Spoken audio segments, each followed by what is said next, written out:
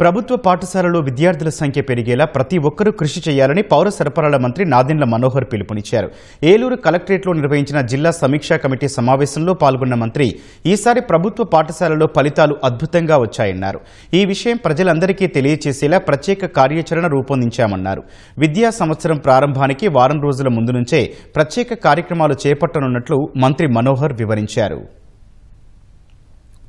రాబోయే విద్యా సంవత్సరంలో మన ప్రభుత్వ పాఠశాలలో ఖచ్చితంగా ఎక్కువ మంది పిల్లలు చేరేటట్టు ఐసిడిఎస్ అంగన్వాడీ సెంటర్స్తో అనుసంధానం చేసుకుని ఆటోమేటిక్గా ఒక ట్రాన్స్ఫర్మేషన్ అక్కడి నుంచి వచ్చి మన పాఠశాలలో చేరే విధంగా దాదాపు 13,000 మంది విద్యార్థులు ఆ విధంగా సిద్ధమవుతున్నారని కలెక్టర్ గారు మా దృష్టికి తీసుకొచ్చారు.